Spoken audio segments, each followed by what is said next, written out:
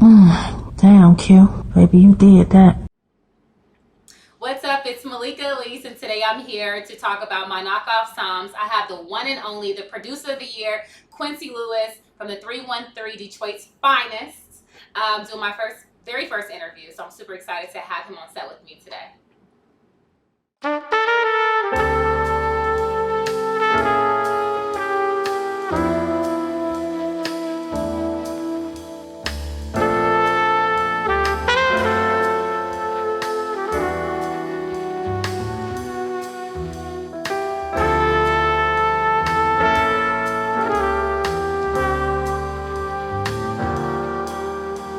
All right, so we got my knockoff Psalms, right? So obviously, I'm Quincy, of course. You introduced me at the beginning. We want to start off with a little question, obviously, which is probably on everyone's mind. My Okay. knockoff Psalms, like, why that title? Why not? No, I'm just playing.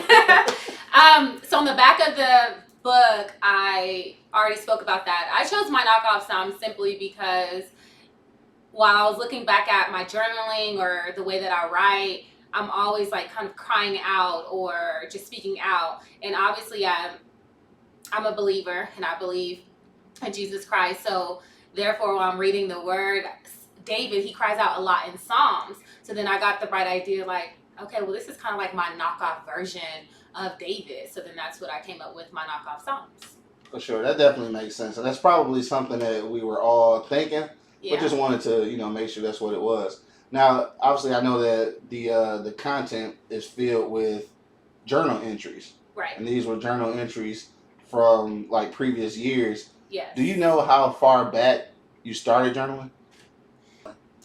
So I started journaling, really the furthest back that I started journaling has been like 2002. But in this book specifically, it goes back to 2008. Okay, I got you. Yeah, So 2002, so that's 20 years I worth of know. journaling. Right, right. How, well, Wow. try to tell the people, or try to explain to the people how hard it is to keep up with something like that. Because I know there's got to be a little bit tedious. Right. So 2002, I started journaling. That was my way of handling my grief when my sister passed. So that's really what started me to journal. And I started heavily journaling 2002, but then 2008 and up. And I've always kept my journals with me. So throughout the years of me like moving, I don't know, for some reason they just followed me. I lost a lot of them in transition, specifically like some that started in 2008 and maybe 2009. So you'll see, like I have a glimpse of that, but I don't have too many entries from 2008. So I think I lost that journal.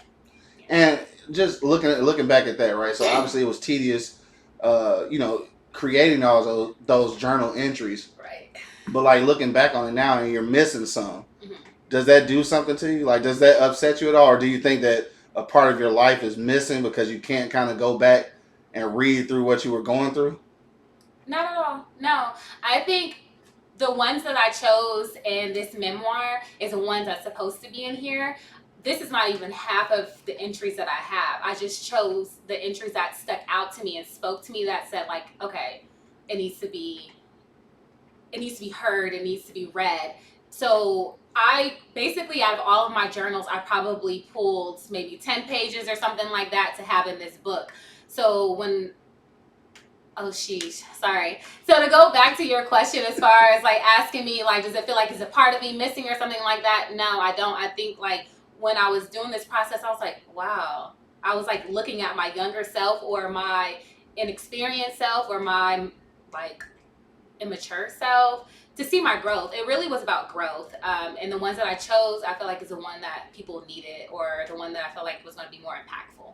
Right, for sure. So I know that it's going to be impactful for all the people who read it, but I'm pretty sure that you started this journey for yourself.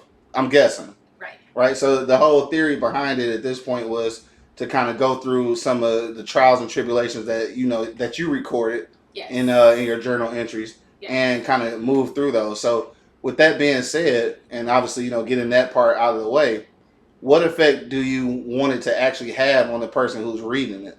The effect that I'm looking for it to have is like, oh wow, I didn't know that someone may have struggled with this or that even if you know me personally or know a little bit of me, like these are my raw and uncut thoughts. So what you see is different from when I write and when I kind of get in here. Like it's not grammatically correct. It's not. I may seem like bipolar all over the place, and I want people to know, like, no, seriously, because I think that a lot of us have a hard time with expressing ourselves and articulating ourselves. But when we write it down, it's no type of correct way that we have to. It's like pouring your heart out, and so I feel the effect that you're going to get from this is I know it's going to be relatable. Like, damn, she went through that, or she overcame that, or I don't know, maybe you may have a question for me to ask me to expound on some of the entries that I put inside of this book. But mainly my whole point, the effect that I want you to have is that you're not alone, that we all have something that we struggle with,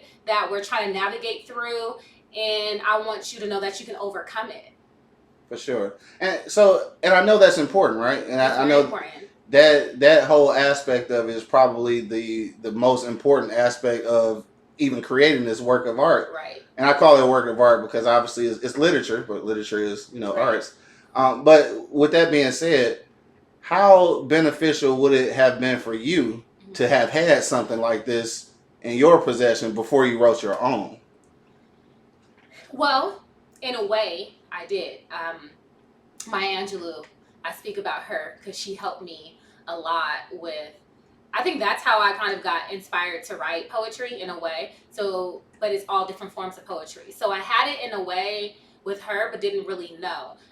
I wish I would have had more people expressing or something like that. So if I can go back to my younger self, I think that would have been really important to me. I don't know how important, I can't say, but looking over my own work and where I am in my life right now and wanting to reach back, it's just having that safe voice or that voice of reason or something to relate to a little bit and not it to be like political or correct, just very raw. Sometimes you just need raw expression to allow you to know like this is a safe place, express whatever it is that you're feeling. And Maya Angelou, she did that for me in her writing. It evoked me to write or say like, oh, I'm probably capable of doing that. And then my journaling, I don't know, that was therapeutic for me. So it made me want to just write. And then after I wrote, it was like I released something. And then it's like, okay, I can start over. Like, let's get to it. Right. So I want to piggyback on something you just said. Okay. Obviously, you used the word evoke, and I know you use that often. So, right. And invoke to evoke, right? Right. It's kind of like a trending kind of theme in your work. Mm-hmm. So kind of explain where that came from and like kind of what it means. Okay. I mean, come on, QL. Like me and you went over this when I was asking you about it. Because for those of you who don't know, Quincy Lewis plays a heavy part of this creation. Okay, he's a very humble guy, so he may not, and he's like behind the scenes even in this interview, which I don't appreciate, but he was in my sounding board. So even with that, he helps me to articulate what it is that I'm trying to express, because sometimes I'm an overthinker. So invoking to evoke simply means like I call upon you to call upon your emotions. I'm calling you like in earnesty, like by my experience to call upon whatever experience that you are suppressing, maybe not wanting to share. So that's what invoking to evoke means to me. For sure. Yeah, definitely. Yeah, of course I knew, but I just wanted to. Of course you knew, because we were talking about it. And he evoked a lot of poetry out of me when we crossed paths. So for sure. I'm thankful for you, for sure. For sure. And I am thankful for you as well. And something you mentioned then in that explanation, though, also was about experiences that you may have suppressed. Okay. So let's kind of dive into the content of the material and just ask you, was there anything like while going through those journals, any experiences that you kind of forgotten about because you had suppressed them, like you maybe had compartmentalized them and forgot, and then you read a journal entry, was like, wow, that did happen. Did you have any of those moments where you was creating this?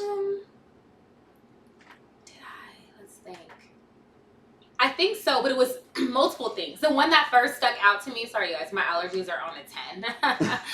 Woo! The one that really stuck out to me the most, because I always was like, in these journal entries, I was crying out about confidence. And I was like, dang, I'm still struggling with that. Like, I'm still struggling with like confidence. And it's not confidence with like more the outer, it's confidence in the ability of myself. Like, to know that I'm capable of doing something or creating something, being sure of my gifts and my talents. And I'm like, damn, like I'm still struggling with that years later. So that was like an aha moment. Like, you need to get it together. How much time are you gonna be like crying out and praying out, and you're still dealing with the same thing? So that's the first thing that struck to me, like, about this. On the flip side, now I know how to like express, or like now I know how to. I'm trying to see how I want to word this. Navigate through that feeling like of inadequacy or not feeling confident in my abilities before I'll get so overwhelmed and I'll have like a ripple effect. But now I'm like, girl, you got this. Like, I'm speaking life back into me, which I didn't do that before. Right, and you said those kind of happened in several experiences that you read through. Yeah. So the obvious next question is, Okay. right? I mean, if you if you're going along this path, you've seen these experiences, you knew that you had those issues. Were you able to pinpoint where they started and how they started? And kind of a two-part question, right? Okay. So, were you able to identify how and where they started, but also what were you able to do to address those and move into this kind of stage of, I guess we'll call it, healing? Okay. Yeah, so like, what did you do to get there once you pinpointed what kind of started it in the first place? Okay, that's a lot to digest. So ask me the first question. Let's get to that. Thank you. All right, so we'll go back to the beginning. So yes. So the first question is, after you saw those experiences, okay, were you able to pinpoint what made those or what prompted those experiences? So you said that you were kind of battling, like kind of really knowing your self-worth, I guess we'll call it. We'll use that word. Right. Like, what causes that though? Because I think initially there has to be something, and I hate to overuse the word traumatic. Right. But like, I can't really think of a better word. So was there a traumatic experience that made you have like less confidence than you should have? I think for myself, childhood. All of us have different childhoods, but for me, my childhood wasn't the average childhood. My childhood was really based on survival. So with that being said, I didn't get the opportunity to really explore little girl or come into this. Everything was like, not to dive in deep with that, but everything, when I talk about survival, it was more so like, sheesh, how do I even say that? I don't know if that's off topic, but it stems from my childhood, and I didn't have the opportunity to be. It's definitely not off topic. It's not? Okay. No, it's not off topic. And that's the reason why I asked the question. Asked that. Okay, so my childhood was a little bit rough. And I mean, we all probably had a rough childhood in a way. But for myself, it wasn't like Barbie dolls and, oh, you're pretty and stuff like that. It was like, we got to keep these lights on. We have to figure out where our food is going to come from. And so I think with that being said, I didn't have an opportunity to, like, I have a lot of sisters. I have 6 sisters. But even with that, and even the sister who semi-raised me, like, I know she knew that we were beautiful and all that, but we never had the opportunity to say, like, I'm speaking on the physical now. We never really said, like, oh, you're beautiful, and none of those things. Like, that's just not, it wasn't a norm for us. It wasn't even really a norm for, like, the affectionate part. So I even lacked with, like, affection in that area. Everything was just more so, like, do what you need to do to keep the people out of our business. That's how it was. For sure. And I think for a lot of people, like you mentioned about, childhood traumas, I think a lot of people grew up in survival mode, especially, I don't want to pinpoint it on us, but especially black people, right? Yeah. And obviously I can identify because these are the groups of people that I identify with most. So, okay. I know the struggle. So I think that many of us, grow up with that kind of trauma. So I want to ask this, before you did the work of art here, okay. my knockoff songs, and yes, I'm going to keep calling it a work of art. Thank you. Before you actually like went into diving into those journal entries, had you already attempted to kind of identify those childhood traumas like before that, or was creating this book a part of that process? I think both. Mhm. Before and while creating this book, I would say before, and this is why I say before, because it took before for me to arrive to this point. Gotcha. So yeah, I would say before, but creating this book was like a reminder, but it was a beautiful reminder. It didn't make me feel like, because I have other projects going on which you know about, and I took a break on that because it was like Which producing. I can't wait to see that one too. Right.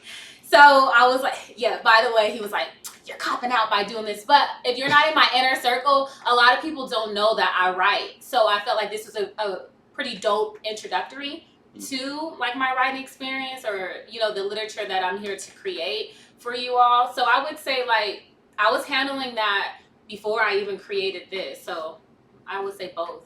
All right, kind of started. And look, so we're going to come back to something that you just said there. All right. And we're not going to let you off the hook with the second part of the last question either. So, all right, so what's up? All right, so this is what we're talking about now. We're just going to backtrack just a little bit. So we're talking about, had you identified kind of the source of, you feeling inadequate, right? So the second part of that, though, is once you identified it, what did you actually do about that? Like, is this a conversation that you had with your sisters, conversation that you had with your mom? Like, what did you do once you pinpointed what had happened in your childhood? Did you follow up with that? No. Is it taboo for our community to probably not speak about things unless something happens to come up? So I haven't really, like the saying, like, what's understood don't need to be explained. I think I took that and and led with that. That is a term that is very prevalent in our community, and it definitely should not be. Right. Because what is not said is often misunderstood. Listen, and I agree with that 1,000%. I also believe it's a timing and place for everything. So I didn't, like with my sisters, we speak about it when we converse with one another. It just depends on what the topic of the discussion is. So I definitely remember speaking to my older sister about a little bit, of our childhood and our different experiences. I also would love for you probably to get behind this. I want to create a documentary with my family, like titled 7 Eyes, because I would love to see our perspectives, like of our upbringing. I had a conversation with my brother about 2.5 weeks ago, who's currently incarcerated, and my brother, he does not express himself at all, and I was very grateful for that conversation that we had, to even like hear his side, and then even kind of get a chance to correct him a little bit. Not really correct him, but bring insight to like something that he expressed to me in regards to our childhood, because he's seen it from his eyes, but I had to respect his truth, but also let him know, I lived in that same truth and it didn't really happen that way. You know what I'm saying? So I thought that was pretty dope.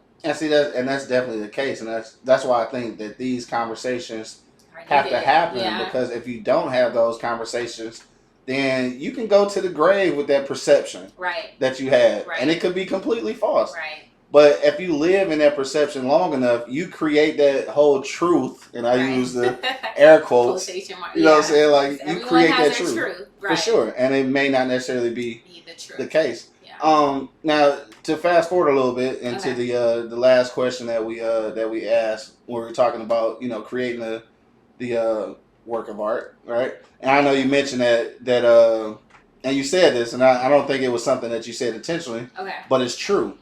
And you just said that if you're not in my inner circle, a lot of people don't even know that I write. Right. So this is still a part of that same thing about feeling like you're inadequate. Right. Because if you write and you feel like it's good enough, you'll shout to the rooftop, hey, I'm a writer. So where are we with that? Like, even after completing this work, which is currently available for a pre-order, like, have you gotten past that a little bit? Are you more free to let people know that yes, I am a writer? Yes. To be honest, no. But I'm leaning into it. Like, I think it's still like, let me pinch myself real quick, because I'm like, wait, when they're like, oh, how does it feel to be an author or writer? I'm like, I don't know. And that's one thing that I need to stop and pause because I don't celebrate myself much. I'm like, I do these things, I have these different accomplishments, and I'm like, okay, well, what's next? And I don't know if it's because I've been celebrated in a way. I don't know if it's because like I'm looking past trying to have validation from those who I really care about, because that can really be detrimental to your growth. Because you stay there and you're like, oh wait, but at the same time, I need to learn how to celebrate myself and be in the moment and really like hone what I've done. Like, this is big, whether people want to celebrate me or not. Like, I need to learn how to celebrate myself. So you're right, like that stuck out. I've seen that in this process, but like I'm learning to get more comfortable with like, no, yeah, I wrote a book, and everyone's like, oh, what's it about? Or and just kind of like being like confident that, yeah, you did this, Maleeka. Like, yeah, you wrote a book, and not like, okay, yeah, I wrote a book, so what's next? Like, I need to get out of that. I don't know why I'm like that. I mean, even when I bought my first house, it was like that. It's like, oh, and people are like, oh my God, that's a big accomplishment. I'm like, oh, but that's not how I felt in the process.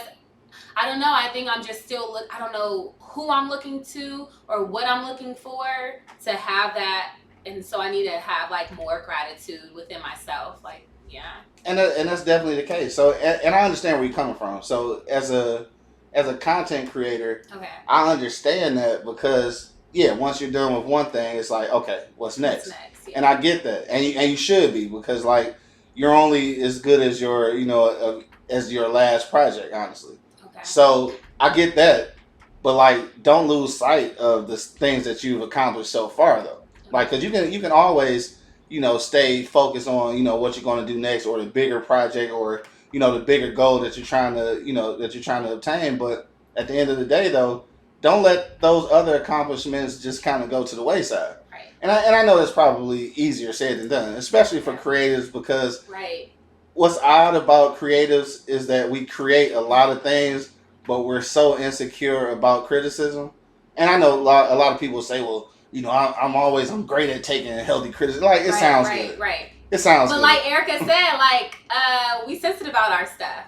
And it's not that, just to kind of go what you just said, as creators, I think that people don't take us serious because we're creators. I'm going to be real with you. Like, that's kind of how I feel. Like, being so creative is like, oh, here goes Maleeka, or my nickname May. Like, here goes May again doing something. I don't know if that's her thoughts, but I can kind of hear comments or the body language. You know what I'm saying? And I think as like creators, we kind of get played down in a way, or we're not as relatable if they're not as creative as we are. So my circle, I don't really have a creative circle except for you. Shout out to you and a couple other people. But seriously, that's why I keep saying to you, like, I'm very grateful for you. Like, I know it's not a mistake that God pushed you in my path to evoke, okay? That was what was already inside of me that I kind of like put to the side because nobody else was around me, like, pulling that forth from me. So that's why I'm always saying I'm thankful for you. But we're all creative in different ways. And I just think that if it's not on your wavelength, people don't really relate until you kind of bring it to them and they're like, oh, okay, but still. I mean, the unfortunate thing about what you said there about kind of how the reception of people who aren't as creative, what I found out is that often people want to be as creative as you are. And I don't, it's no knock on people, right? Right. Like, they want to be as creative as you are and they're not able to.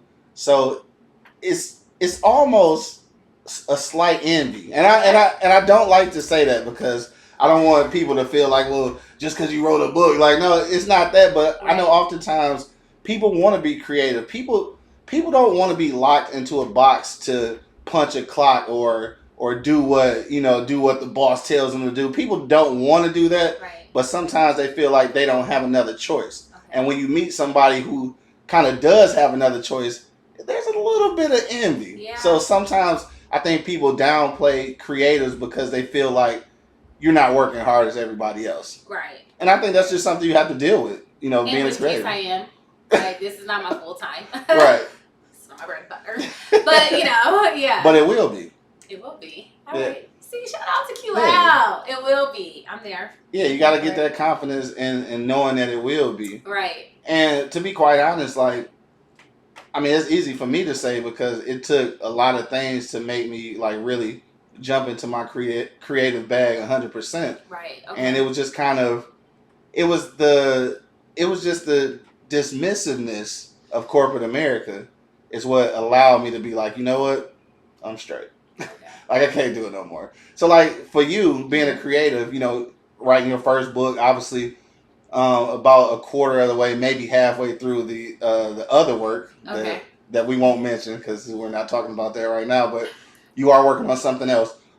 With that being said, how close are you to kind of diving 100% into just being a creator? How close? Yeah. I feel like I'm 100% a creator already, but as far as it being like diving in, I think you're saying like entrepreneur, right? Exactly. Like my sources of Yep. income. Mm-hmm. Yeah, I don't. 40%, honestly, Mhm. like I'm where this is how I live my life, okay? And it may be cliche to people, but honestly, it's my truth. God has a way with me, and when He's ready for me to move, He moves me. Even in the positions that I've always been in, it's like He'll make things uncomfortable, or something may happen, and it pushes me, even when I don't want to. So I just try to rest in that and rest in that timing. So right now, I know that the push was for me to get this out, right? Because we procrastinate like time works for us, and it doesn't. So I got this out, and I'm pushing this forward, and wherever it takes me, I'm being open to that. So that's my answer for right now. Yeah. That's for sure. I hear you, and it's a difficult question to answer Right. until you're put in a position to have to. Absolutely. And I'm So, not in that position right now. yeah. I was just in a position of releasing. Right. That was what was heavy. I need to release so I can know what's going to come. For sure. So this is my question to you. So this is fairly new. All right, this is your Yes. first book. You've been writing obviously for years. Right. In a, I guess we'll call it a non-professional, Okay. kind of area, which was journaling, and I think Yes. that's really meticulous. Like you have to really be about that craft in order to do journal entries. I think I tried it one time, and I think I successfully wrote for about a week. Like that was probably, I just couldn't do it. So I commend you for even being able to do that.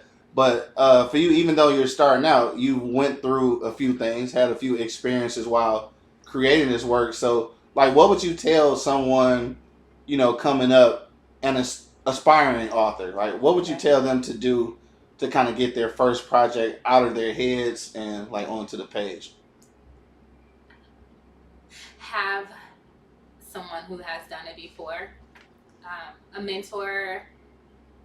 I know the importance of a mentor, but I also have a hard time with trusting a little bit. And I need a mentor because we feel like we can get ourselves to like, oh, we got it. But I've reached the plateau, like I'm there. So Quincy, again, was like my mentor in this process. I would say kind of don't change the blueprint. That's what I'm learning. You don't have to change your blueprint, but just have your own creative niche to whatever it is that you're trying to produce, right? So if you can't find that person, I'm just like, just go for it. Like I am the person who, I guess I am a perfectionism or perfection. Is that? Am I right? Perfectionist. Perfectionist. Yes, Published author. Right. Shut up. Okay. All right, we're gonna edit that. Not perfect.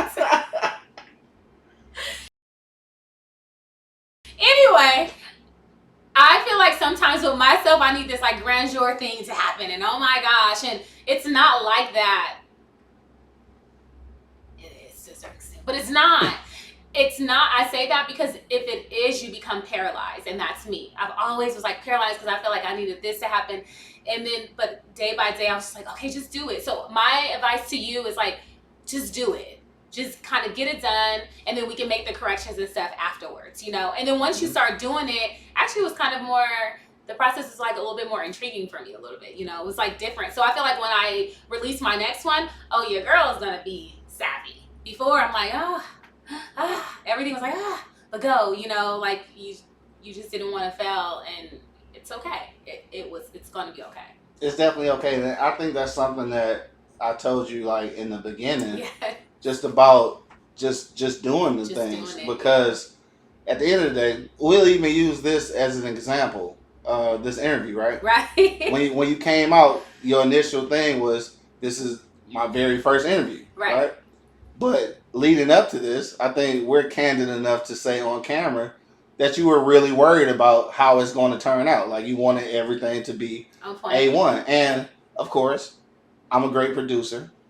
But at the end of the day, though, this is still your first interview. Right. And it may not be perfect for you. Right. Or, you know what? I'll give you one even better. Okay. It may be perfect for you right now. Right. And then when you do so many more, you're going to look back and say, how did I do that? I know. Right? So it could be perfect for the moment. So, like, that's why I say there's no reason to kind of, like, get stuck. Or I even use the word paralyzed, like you said. Yeah. In that moment, knowing that as long as you keep going, you're going to create so many other experiences.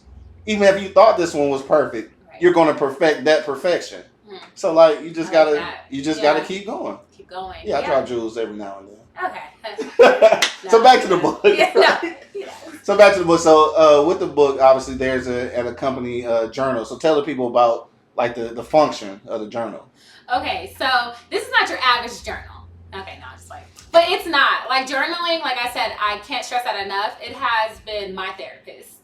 So I was like, I can't like have this memoir of a book that I made out of my journal entries without creating a journal. So with that being said, inside of the journal, I've created different mantras or affirmations, depending on how you want to look at it. But it was like through my own, like the mantras and the affirmations derive from my own personal devotionals, like when I went to church or Bible studies or just things that I like picked up on the way. And I always would just write something down and put a star by it. So then I was like, oh, this would be dope for a prompt, like a journal entry prompt, like to put it in there, or you could probably have it not only as a prompt, but your mantra or an affirmation for you, whatever best suits you. And then I was like, well, then let's kind of get active. So every 10 pages, I created an activity. So inside of the journal, it's an activity. I'll share one. What was like one of the activities that I put? I think it was something that I put ons and put offs. And so put on. So I want to put on faith and I want to take off fear. So I have like 2 columns and I have the put on, put off, and you can put on like the things you want to put on and then, or take off. And then when you take it off, you replace it on what you're going to put on. Gotcha. So I gave you those examples. I hope that makes sense. But right. Yeah. So it's interactive. It's very interactive. Yes. Right. Even the memoir is interactive. Okay. Yeah. So and I think you're right. I think that is what will make this a lot different from other pieces that are similar. Right. And just one other thing I want to speak to, just to give you some props on. I mean, obviously, my knockoff songs is filled with your personal experiences. Correct. And with those experiences, a lot of those being like really kind of personal experiences. Right. How did you overcome like the fear of even telling people about some of this stuff? Because some of this stuff you probably might have never even mentioned to people until you put it in this book. So like, yeah, I think so. Yeah. So how did you overcome that fear of even getting to that point? Because we all have a story, and you may not see it, but for myself, in hindsight, my trials and stuff is bigger than me. It's for the next person. So this did test on, right? Like, it's one thing to tell somebody something, but it's another thing to apply what I'm trying to articulate to my audience or my consumers, whoever, right? So I'm not the type of person to be like, do as I say, but I'm not going to apply that same thing, that same type of energy. And that's not like who I am. Do I fall short? Absolutely. But this is like a testament of that. Like, this is a big fear, but I'm trying to take off fear and activate faith. So I'm like, what other better way to do it? Like, I think people learn through experiences and they can relate through experiences. So I was just like, the heck with it. Like, you just got to put it in there and then go from there, which I feel like it will cause more Q&As, to happen, because, they're probably like, I don't know, this may stem up questions like, wait, what did you mean by this? Even with my family. So it's deep entries, but it's not deep, I had to be mindful about what I put in. Well, it may not be deep, but it's personal. It is very much so personal, It's very and that's personal. why it is limited edition. So I'm not just saying that for a marketing purpose. It's like limited edition because these are my raw, uncut thoughts, and I am sharing that with you. So I basically overcame the fear when I hit publish. Really. Right. That was kind of it. It's kind of just the. It was just that, and even when I like the copy that I have myself, and I'm like reading it, I'm like, oh my gosh, you said, but it's not. I don't feel like it's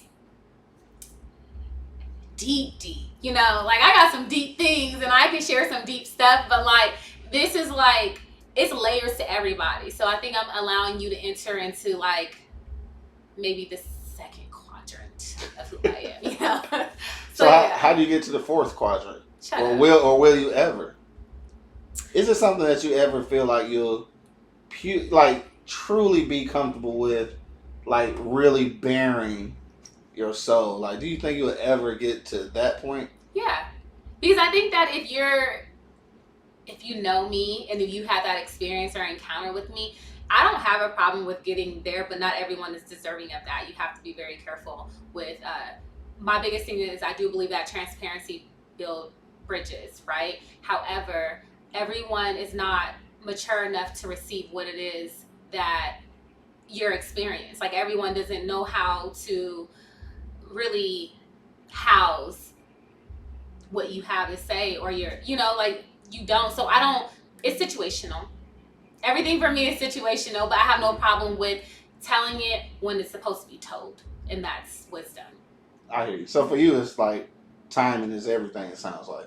Yeah, in a way. Yeah. And I think it will come out. It just depends on what it is, right? You're not just going to go ahead and just tell everything. But if it's a topic that, like, we want to expound on or something like that, I have no problem with explaining that. Like, right. I wouldn't have a problem with doing that. For sure. So before we get out of here, we are going to obviously choose a couple of entries and just kind of talk to those a little bit. We'll do that, at the end. Yeah, we'll do that at the end. All right. Just to give people a little teaser of what they can expect when they purchase the book. I did want to ask this though before we get to that, kind of a two-part question again. With the with the literature, I just want to say, or I won't even say the literature itself, but the process. Okay. What was the part that you liked the least about the process of creating this book? The formatter. Okay. And the editor. The technical stuff. The technical stuff. Like, I had to holler at my boy QL again. He was like, Maleeka, just put it out there and, it'll work itself out. You may have some grammatical things, whatever. It's not like, I was like, no, whatever. But I think that process, because, you have a different editor, you have a different formatter. Well, for myself, I had that, So, and it's hard to communicate what your vision is and then what they perceive it to be. So I think that was probably the most challenging because this is new for me. So if it's new for myself and I'm trying to explain it to somebody, that's even more challenging because they're like, I don't kind of even know what the heck I'm talking about, but I'm just trying to do it. So I think just putting it together. Yeah, I think formatting the book, like formatting and putting it together, and how my mind works is like, okay, after I do this, like I'm already trying to think about what's next, the next 5 steps, and it's not like that. So I think that was like challenging for me. Right. So it sounds like most of the technical stuff. Yeah. So again, I said it was a 2-part question. So okay. So we get to talk about the brighter things. So of course we want to talk about the things that you like least. But now I just want to know, what was the most gratifying moment about this process? My illustrator. She came through. Like, definitely a dope cover. Definitely a dope cover. Come on, like she came through. I remember when you first showed it to me. I was like, that's it. I was like, that's it right there. What do you think? So shout out to Iman in Nigeria.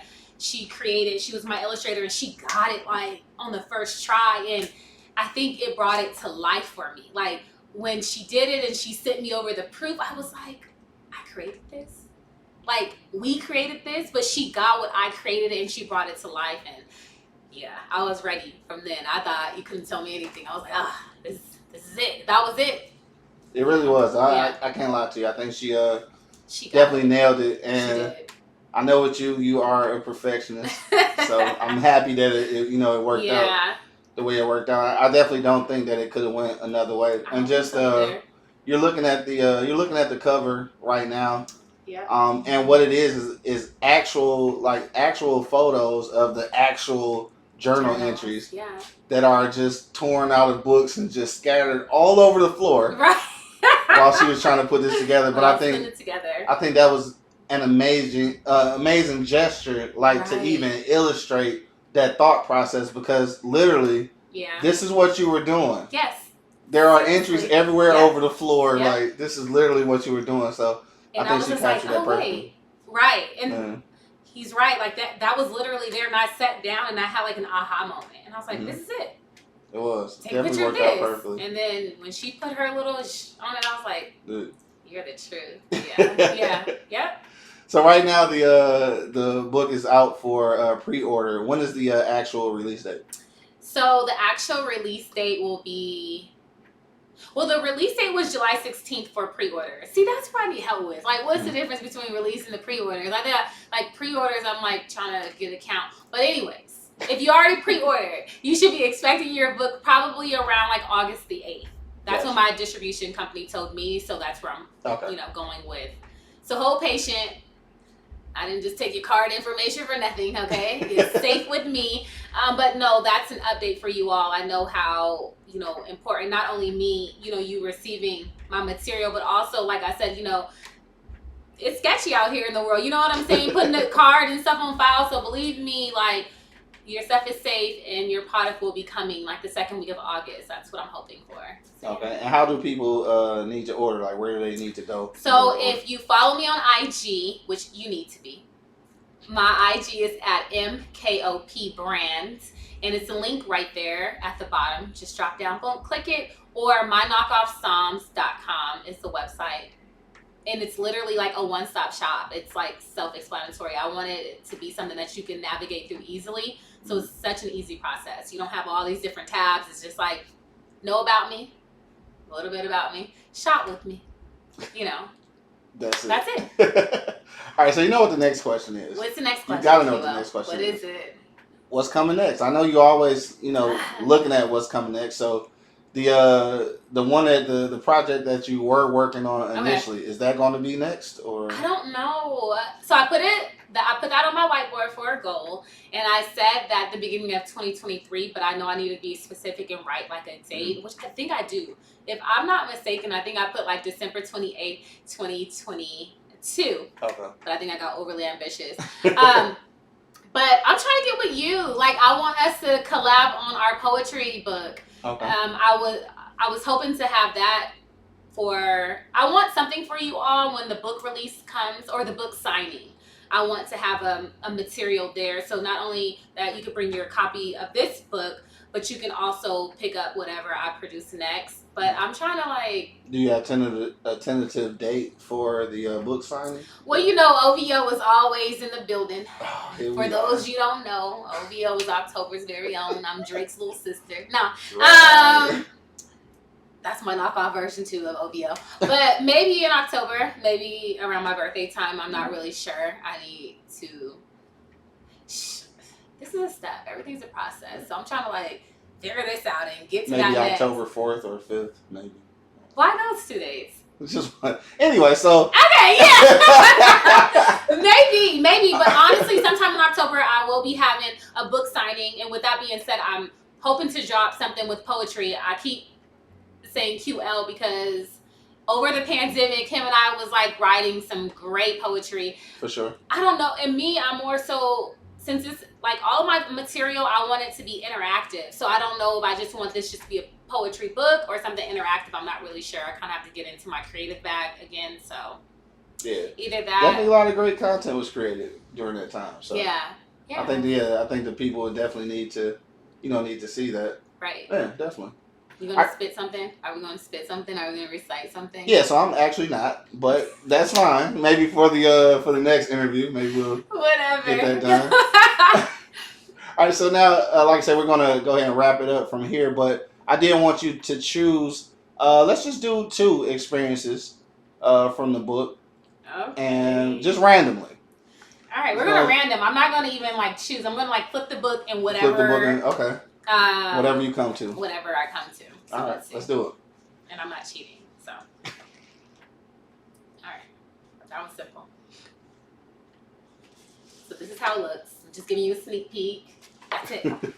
All right, so this entry is from February 22nd, 2012. So do you want me to read the entry that's on the left side? Yeah. Like my own personal journal entry? Yep. Okay. So February 22nd, 2012, it says, "You've overcame temptation 40 days and I couldn't last 24 hours. Oh, wretched am I. Although your family neglected you, you kept running and oh, I gave in.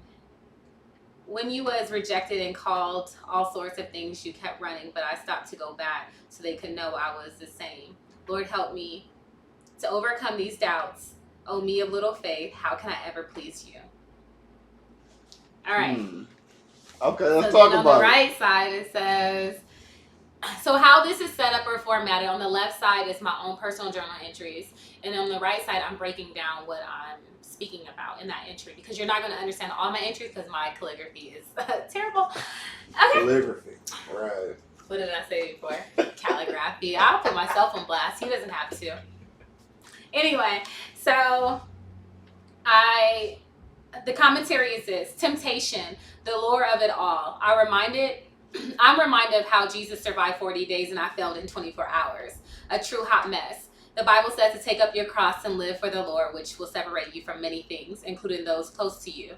I struggled to know this. I was changing still. I didn't want to feel like an outcast from those who were dearest to me. So I struggled with running back to let them know I was the same and I loved them. But that wasn't true. I wasn't the same. Things were changing inside of me, and I doubted that transformation was really happening, because I didn't want to make anyone feel left behind or that I was better. I ended by asking God, how can I ever please him? I couldn't without faith, and I understand that now. I also understand that everyone will not be coming into each level in your life, and if you fully accept that now, the better you'll be off. And then I finish it with interactive questions. Can you all recall a time that temptation won? What is something or someone that you keep running back to? And then the second question is, how can you overcome doubt? Now, see, that's dope, right? Yeah. That's dope. And I think that's what's exciting about this piece, is that you can actually go through someone's experience, identify with it, right, and then actually have an interactive question to... Yeah. It's almost like you mentioned before, it's almost like therapy for real. Yeah. And I think it could honestly be a therapy companion. Like, this is something that, any therapist that may be watching this, if you need some material to kind of, work with, I honestly, I think really? it could, I think it could work, because like they do exercises like that all the time, and, activities like that. And I think this could be a good companion piece. That's something to think about, though. Well, thank you. Like, definitely. Yeah. It's a different market. I didn't think about that. Yeah, it's definitely a different market. Talk about that after this interview. Right. Exactly. All right, let's check out one more real quick, and then we're gonna get out of here. All right. Let's see. Let's share your thoughts. Let's go over. No, don't be trying to scan through it. I know, you see me. No. Okay, whatever. The truth. Here we go. Try to scan through it. This one is not even really that bad, but this was April 21st, 2013. So my journal entry says, my word. Shoot, I can't even understand my own handwriting. Don't worry. Right, and just so people understand, like, this is an actual picture of the actual piece. So what you're reading is probably some terrible handwriting. Terrible. Exactly. And that's why I'm breaking it down on the other side, because I don't expect for you all to read through the journal entries. It's just there to let you know that, like, listen, this is raw and uncut, and I'm breaking down what I was writing at that time. And I think that just like comments to the authenticity of the whole thing. Right. It's because these are actual journal. Like, if I read through some of the stuff that I wrote back in the day, I probably couldn't read it. Right. So, and I'm like, because when I journal, I just write. Yeah, I just write. It's no way my handwriting goes from cursive to print to in between. It's my own thing. This is very true. It is. And unfortunate. Anyway, go ahead. Oh my gosh. Okay. April 21st, 2013. Wait, that just made me think. That's my homegirl's birthday. Ayana, shout out to you. The title is called My Word, and it says, "Don't worry, do good things for the Lord. Don't be discouraged. Devil is attacking your mind and heart. This too shall pass. I have a ministry that God wants to bring up, and it's stirring in my spirit. Stay focused, stay focused. Your current circumstances will pass."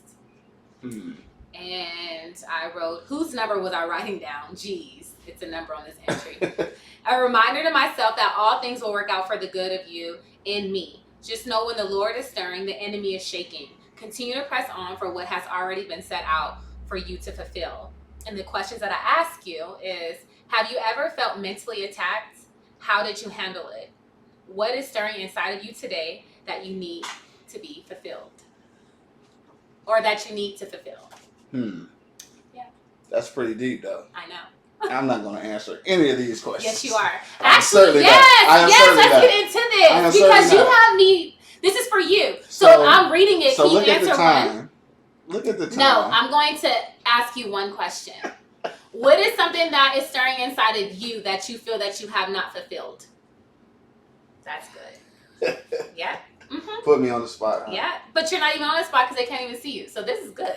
You have me in front of the camera. Well, this is something that I think this is something obvious to people that know me. I think something that's inside of me that I have yet to fulfill is creating a family. I think that I've created enough like creative content and things that have been filmed or documented or published that I have created a legacy, yet I haven't actually created a family to leave that legacy to.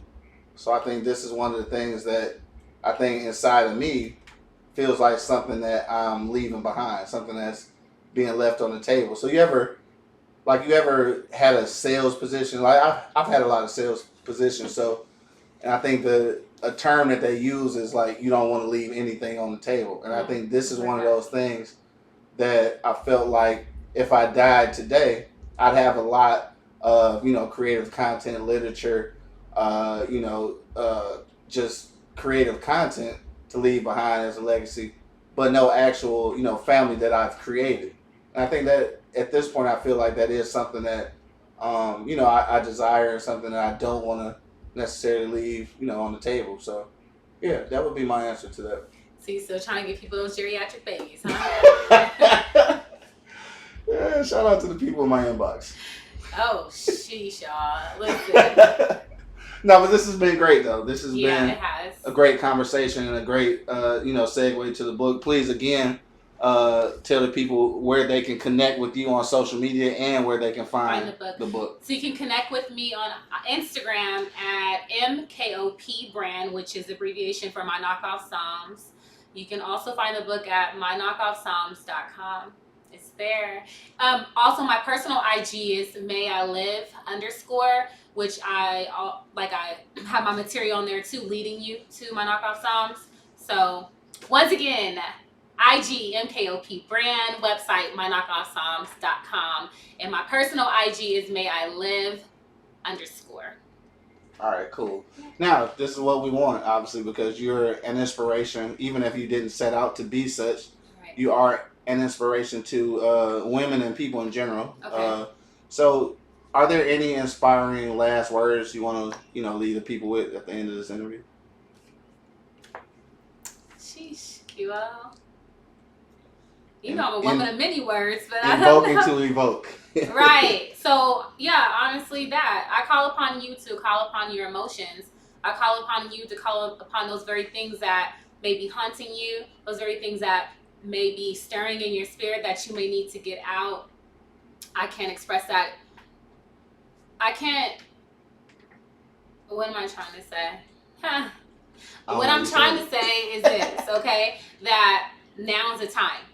We all have a story in us, and your story may save someone else's life. It may inspire someone else, and now's the time to get your story out. Like, we all have one, but that one story may to create legends and break generational curses. You don't know what it may do for someone, and I'm speaking to you because I'm speaking to myself with that. So share your story, share the love. I'm sharing not only my story, but I'm sharing the love of God that lives inside of me and my relationship.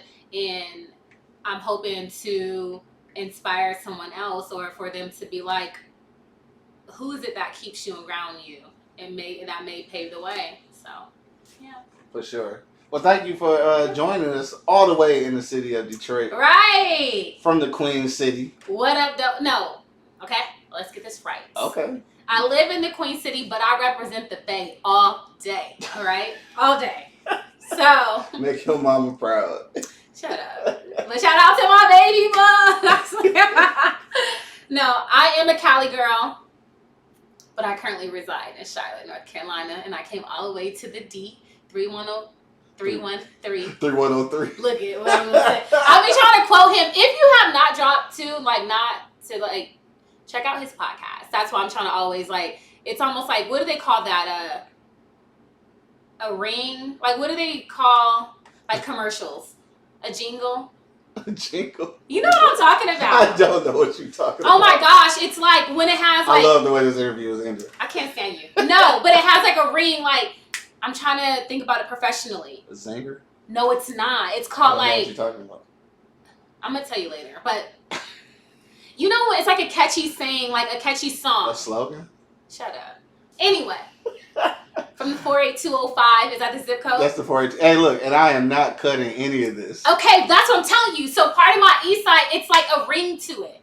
So anyways, he wanted to say the Queen City, but I am from the Bay all day. Okay. Yeah, that's it. Thank you for dropping by, man. You already know it's your boy Q Lewis. Hold it down live from the 48205 with the beautiful Maleeka Alease. Alease. Blessed us in the building, man. My Knockoff Songs. Make sure you check her out on IG. Yes. Get your books ready, and she'll be announcing soon when the actual book signing will be. Yes. Real quick before we get Okay. out here, will you be doing multiple in different places, or are you just doing like one at home? That's the goal, right? Someone was like, do a book tour. I was like, I'm not there yet. But honestly, though, that's another thing. Dream big, y'all. Like, dream big. Like, I'm learning to dream big. Like, I'm learning to get, and I don't even know what that looks like, but for me, I'm just trying. You know what I'm saying? So, no, probably two. I'm going to have one in Charlotte, which will help my family. That's a close, because I have family in Georgia as well, and I feel like that's a good common ground. And then, of course, I got to go back to the Bay, because that's where my predominant family is, and, like, high school friends, just people there. So 2 book signings. You can't make it to the one in Charlotte, North Carolina, then come to the Bay Area. I don't know specifically where it may be in the Bay, maybe San Jose, maybe Oakland, California. I'm not really sure where, but it will be in the Bay Area. And so I'll have 2 book signings, and I'll definitely keep you all posted, but definitely follow me, because that's where I drop most of all of the information. For sure. Yeah. And just like that, it's a wrap. It's a wrap.